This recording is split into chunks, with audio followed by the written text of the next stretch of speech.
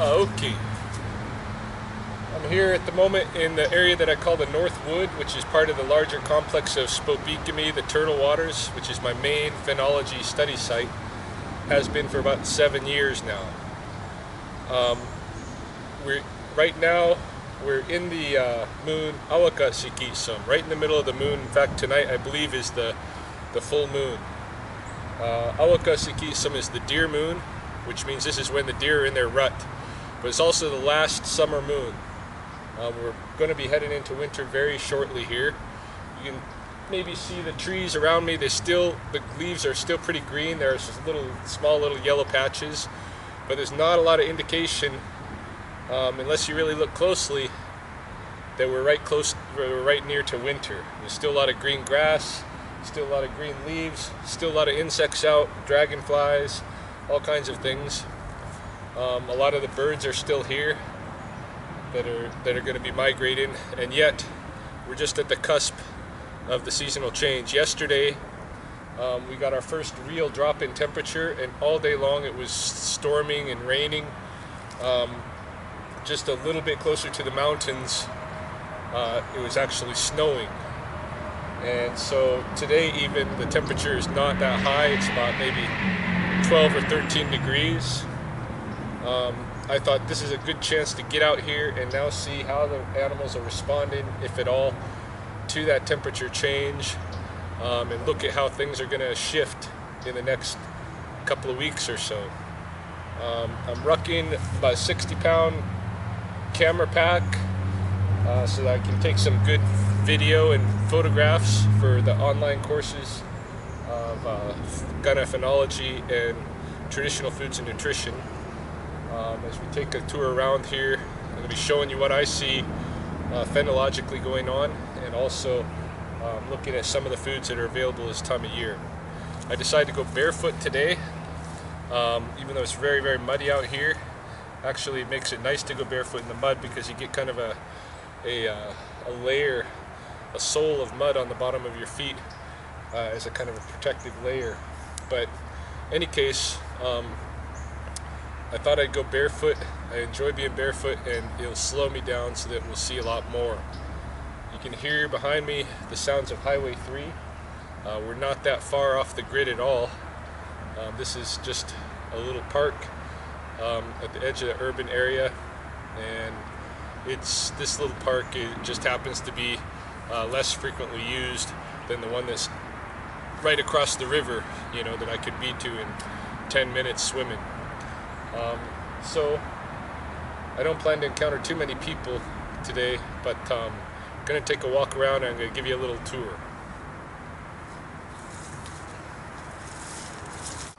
Yeah, this area that I'm standing right here in the North Wood, really where I'm standing used to be the riverbed. You can see this kind of this embankment here all along, and you can see over here there's kind of an old boards from a boardwalk that used to be here.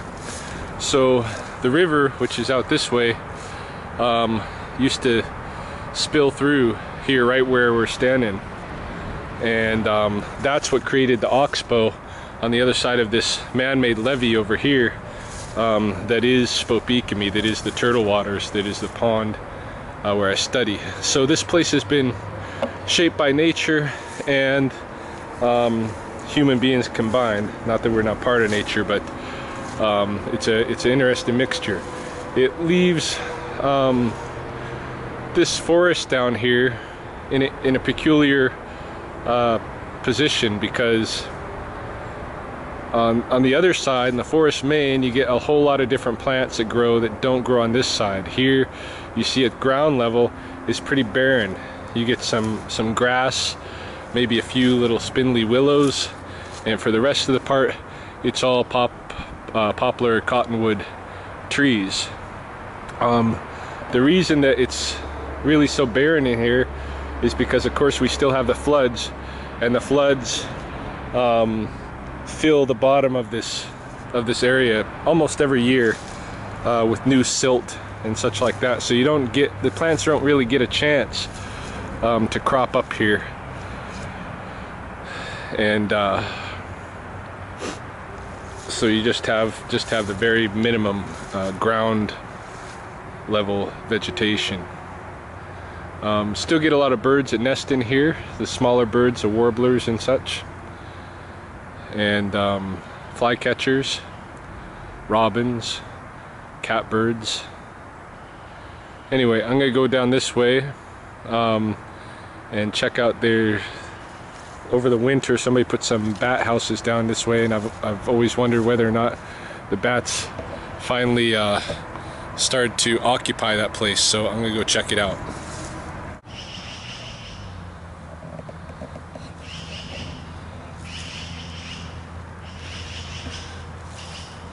The magpies over here are they've been making a little bit of a fuss, and so I'm diverting away from the bat houses for the moment to go and see what they're fussing about. Whether they're trying to chase off somebody. There might be an owl over here, something like that, or some kind of an animal that they're raising this alarm about.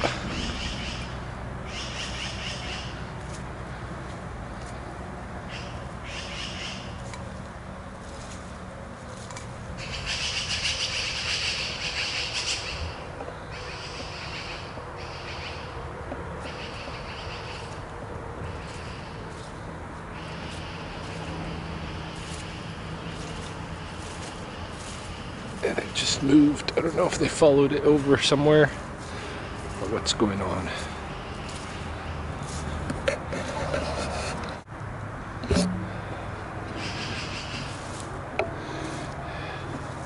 Yeah, one of my keys to doing phenology work out here is to pay attention to the magpies. Magpies used to be our allies, like crows.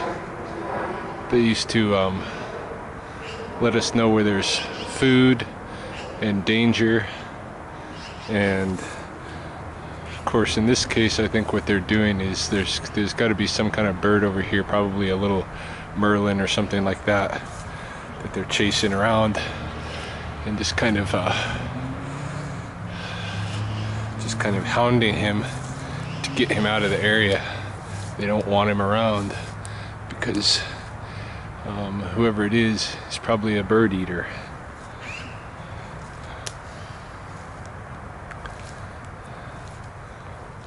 Now it's gone quiet, so maybe this time it's not going to really pay off following them, but the vast majority of times that magpies start calling like that, it means there's something there and it's definitely worth investigating. So that's one of my recommendations. Pay close attention to magpies, crows, ravens, blue jays, all the corvids. They're highly intelligent birds, and they all evolve as synanthropic species living closely with us. So they're one of our allies, and they got a lot to teach still. Alright, so here are the bat houses of the North Wood. Somebody built these like as though the bats can't find places to live in these forests without these houses, but I don't know. I don't want to be too critical. At least people are engaging with nature. I'm going to check and see if there's any bats actually living there as yet. Not in this one. No. We'll check the other one. These were put up, like I said, last winter, and of course the bats are not around in winter. So they've been here all summer, and if the bats were going to find them attractive, I would think they would be in there by now. It's the end of summer.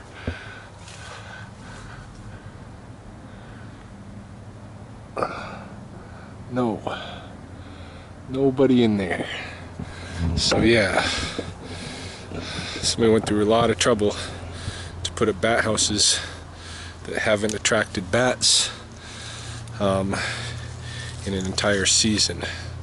I have seen bats here at Sspopiikimi, the big brown bat variety in particular. And there's a certain tree on the north end of the pond that I call the bat tree, because that's where I've seen the bats, you know, going to and going under the bark and that kind of a thing. So, but in any case, it was worth a look. Now we'll go see what else we can get into. Alright, this is the Old Man River, and I'm just coming down here to wade in a little bit and wash the mud off my feet. The water's looking a little bit higher, a little bit siltier than usual, no doubt because of the big storm yesterday and the runoff is coming down from that. I think while I'm down here, I'm going to pull out my macro lens and check out some of the insects that are out on this rocky bank. I think I noticed some stoneflies and some thread-waisted wasps. I just want to kind of get a bead on what all insects are prevalent down here by the river this time of this moon. I got macro lens, so I'll take some photos. You should have noticed when I was checking out the bat houses in the North Wood that I used a little mini mag flashlight. I highly recommend, if you're doing this kind of like phenological research out at a site of your choosing, that you bring along a little mini mag type of a flashlight, something real powerful and small that you can use to kind of check out things that are in dark recesses, because sometimes you find really interesting things going on in darker areas. So that's a really good tool to have. Anyway, I'm going to take some photos before I move on. Okay, here's a plant that I should show you. This one that's just turning. It just had its flowering is completed, and now it's kind of getting withery and such. This is called Sspopiikimi, or gumweed, and this is a really good cough medicine for winter time. So you pick it, you just clip, you know, the stem where the little substems start coming off. Clip it right there. Take this part home, dry it out, and you can even cut it up first if you want. Cut it up into little pieces, dry it out, and then those pieces you throw into boiling water to make a tea if you've got a nagging cough that's bothering you. So I might collect some while I'm out here. Not too sure. I'm going to see what the situation like, how much there is out here. But if you do come across a good patch of this, it's getting to the end of season. This one's almost not going to be usable anymore. So once it gets dry, it's done. So yeah, that's one of the plants. Good medicinal plant, like an everyday medicine. Not anything special, but something that anybody can make. Gumweed, Sspopiikimi.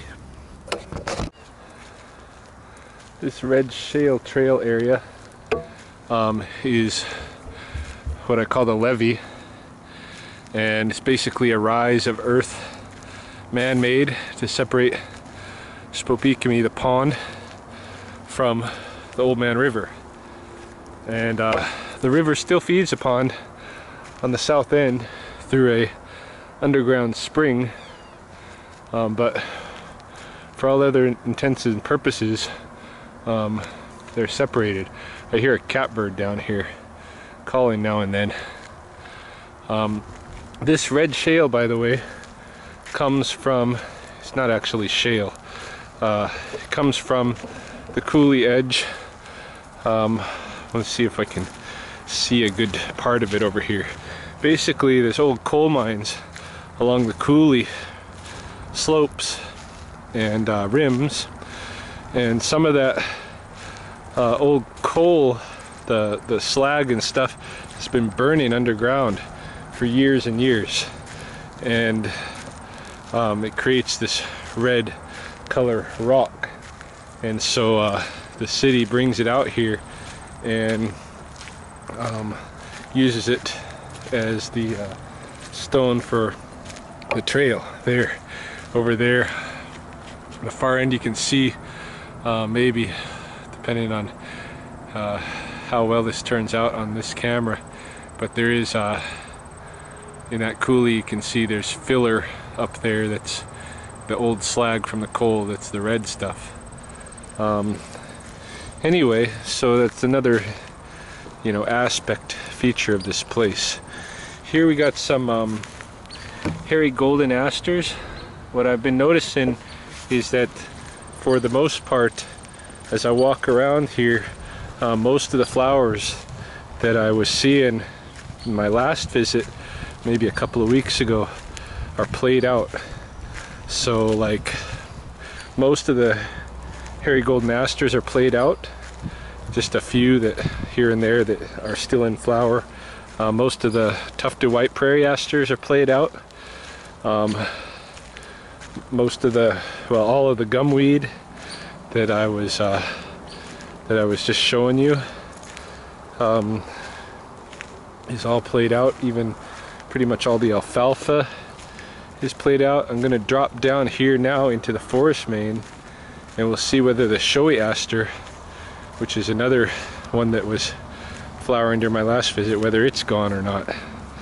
But yeah, this area that I'm going into right now is what I call the forest main. It's the biggest section of cottonwood forest, floodplain forest in the Sspopiikimi complex.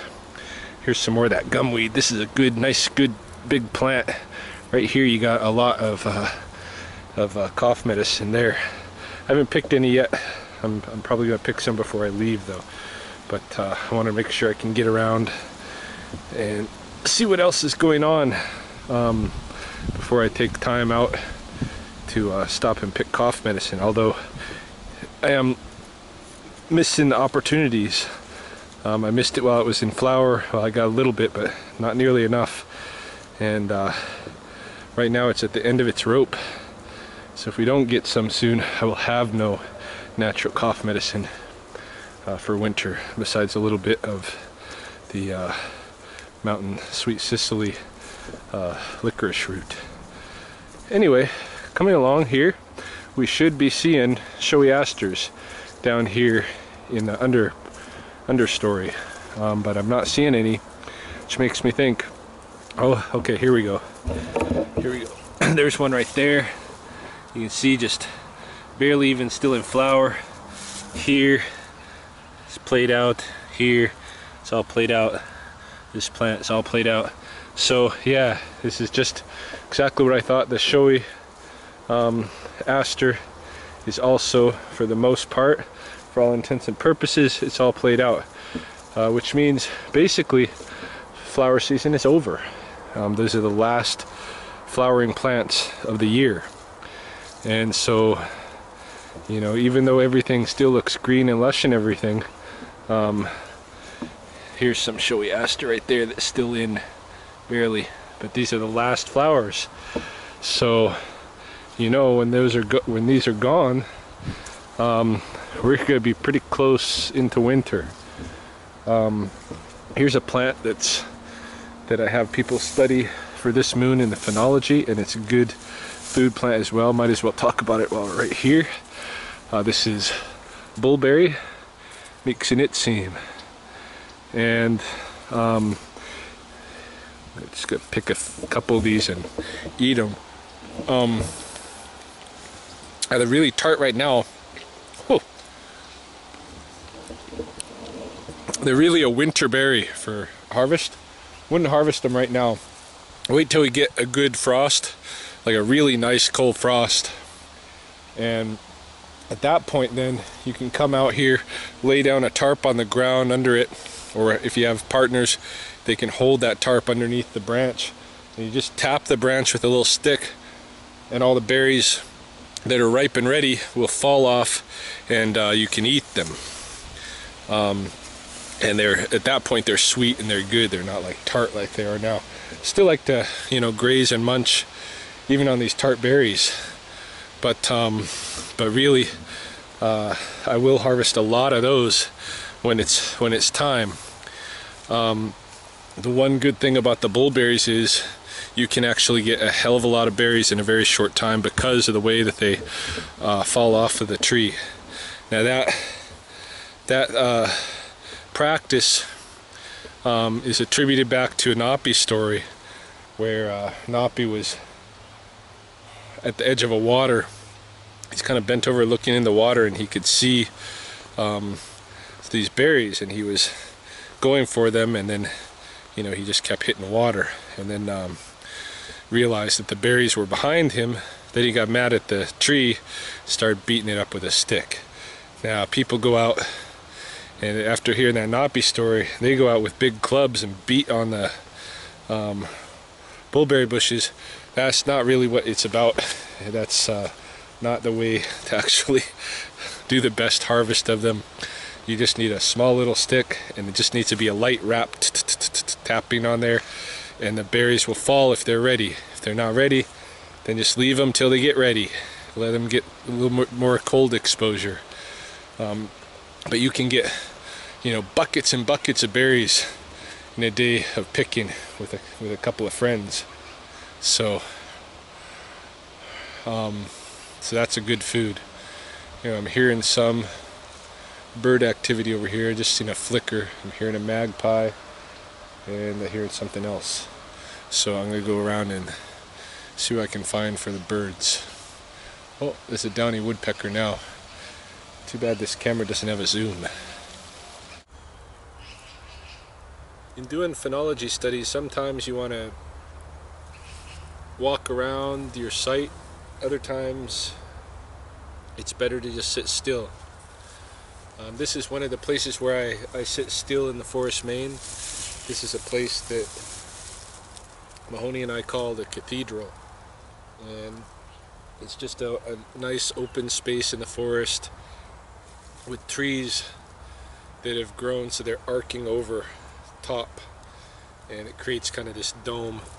That's why we call it the cathedral. Now, I've seen places like this at some roadside attractions where you have trees from all different sides arcing over into a central point, and they make this big deal about it like it's some kind of magnetic crystal vortex rainbow thing. But it's real easy to understand if you just think about it.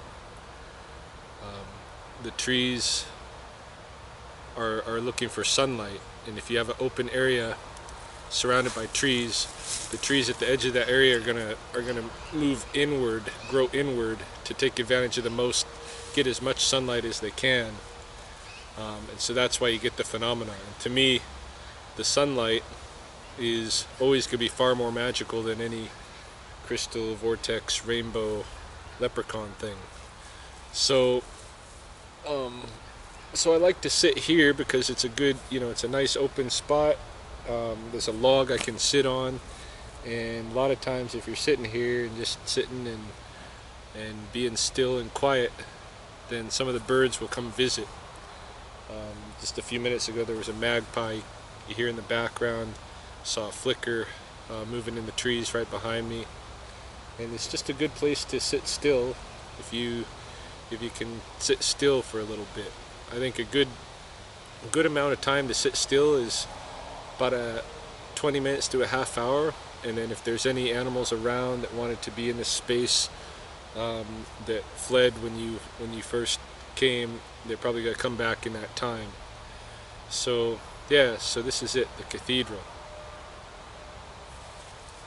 I recommend finding places like this at your study sites, places that are comfortable, that are nice, that you wouldn't mind sitting for a half hour and just see what transpires. Continuing with the tour, now moving further south in the forest main. I do think those were yellow warblers now, those little chipping birds that I've been hearing. Try to get some photos back by the cathedral. Not sure if they'll turn out, but it looked to me like yellow warblers. So we should be pretty soon over to the duck blind and see who's on the who's in the area of the south pond.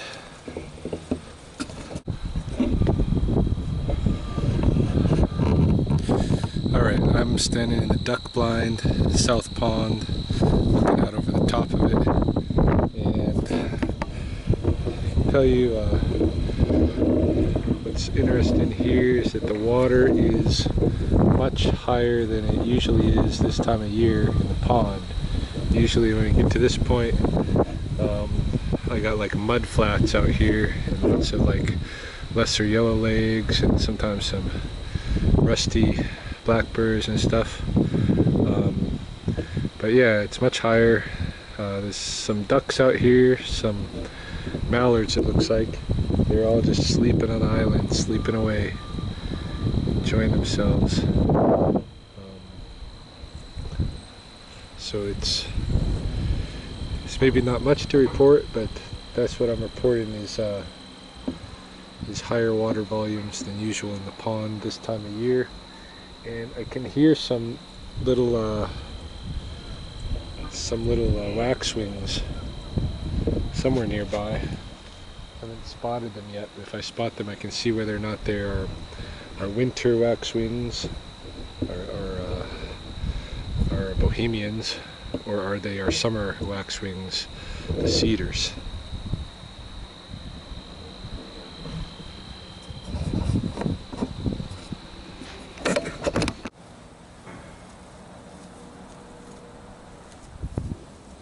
Okay, I've come across a good opportunity. I'm going to stop and take advantage of it. Where I'm at right now, this is a chokecherry bush, and there's lots of chokecherries still left on this bush. In Blackfoot, these berries are called buckkeep. And this is the time of year where I kind of consider them at their best. The last moon was called Pakipists Otsiteichpi, where the chokecherries ripen, or when the chokecherries ripen. So they've been ripe for a little bit now, but I really consider them myself to be best during this deer moon. And they'll be available for a little bit yet, not too long, but a little bit. And you're in competition right now with lots of other animals to get at them. Like, for instance, I can see that a lot of these have already been eaten probably from raccoons, because I know the raccoons down here, you really like them. I even see, like, I think it's the coyotes that I think eat some of them too. I see it in their poops. And this afternoon, being out here, there's a lot of yellow jackets around here, which signifies that some of these berries are getting overripe. And even looking at them, I can tell that, you know, that's the case. Some of them are starting to shrivel. Some of them are kind of getting to be rotten fruit, but a lot of them are still good. Now, in the past, in terms of traditional food, chokecherry was one of the top berries. It wasn't Saskatoon, but it was still one of the top berries. And my recommendation for anybody who lives in this area, if you can, which you should be able to, is to pick enough chokecherries that you can have just a little bit in your diet every day. I don't usually, I'm going to try to do that, but even though I've usually picked enough berries to do that, I haven't actually carried that out myself, that recommendation, but that's what I recommend. And the reason that I recommend having some in your diet every day is because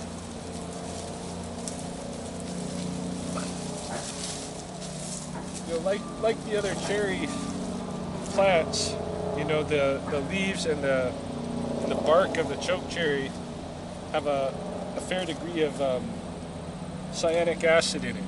It's like cyanide, and the berries actually have some of that cyanic acid in them too, in the pits. And so there's different ways to eat the berry. One, you can just eat it like fresh, just eat the flesh, spit out the seed. You can eat it like that, like you would some other kind of commercial cherry. But another way to eat it, which might be better, which is the Blackfoot way, is to take the cherries and crush them up, making them into like a paste. And if you know, usually you can do this with rocks. Just get a flat rock and then put some berries on the top of the flat rock and crush it with a hammer rock. If you want to be like old-fashioned like that, but if you just want to get the job done, throw them all in a blender and let them shake and roll for a few minutes. They'll get all cracked up. They'll be perfect. That's going to crack up the pits, and that's going to release some of that cyanic acid in the pits.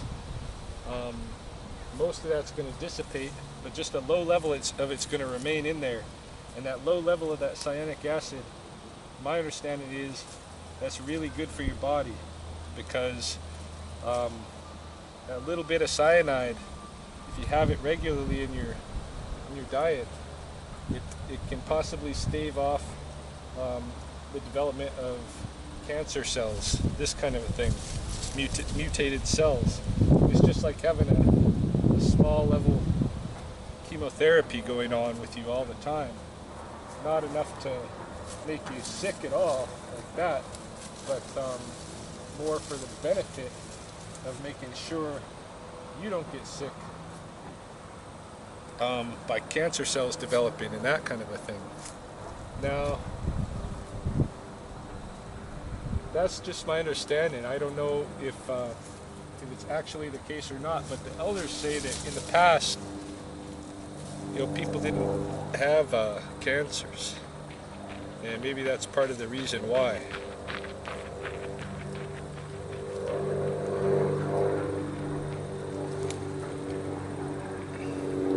You know, each one of these.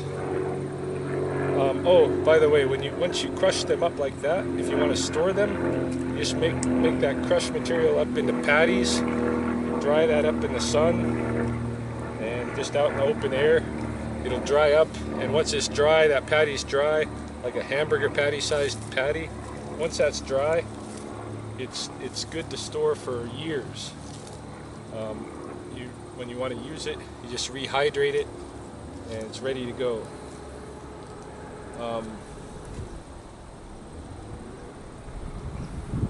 Each one of these foods that are available out here, they just got like a short little window, especially the plant foods, but some of the animal foods as well, just have a short little window that you can collect them in, where they're just perfect. And if you miss out on that window, well, then you're not going to get any of that food. And I think, you know, with our modern lifestyle today, a lot of these berries here are just going to go to waste on the trees. Nobody's picking them. This is a public park area. These berries have been on this tree for like a month, ripe, ready to pick, and yet I think the only ones that's been picking them has been the few animals that are eating them. And the people are just passing by and not picking at all. It shouldn't be that I could come, you know, at this time in the deer moon in a place that's so, you know, public, and still have lots of choke cherries to pick. You know, my feeling is that it's almost like a crime of nature to pass by a berry tree that has this many berries and not stop and pick. just denying our humanity in doing that. And kind of like slapping the gift in the face, you know, the gift giver. Even if you only got, you know, 10 minutes or whatever to pick a few handfuls of berries like I just did. You know, I've got just from that short time making that video, I've got this many berries. That's gonna easily be one patty, which could be like a week's worth of berries, a week's worth of having some of this chokecherry in the diet. And it wouldn't take much to get enough. In fact, I've already got enough at home to last me all year. It's just a matter of having the discipline to eat some every day. But yeah, even if you only got 10 or 15 minutes, when you see something like this, stop and get in the practice of stop and pick. Don't think you could come back and do it later, because you're probably not. You're just going to miss the opportunity. And it's best to get just a little bit, you know, like this, than to get nothing at all. So that's my recommendation. Alright, here you can see the wide South Pool from a different angle. We're up on the levee that separates the pond from the river on that side, and what I call the owlwood on this side. And I call it the owlwood because there's a family of great horned owls that has been residing in here as long as I've been studying at this site, 7 years or so. So yeah, this is the wide South Pool, and all kinds of things happen out here during both summer and winter. This area right here, this little bar of water there with the bulrushes growing out of it, that's a spring where the river feeds. So even in the winter, there's always an open pocket of water there, and that open little pocket of water brings in everything that's living around here when all the other water is frozen up and can't be used.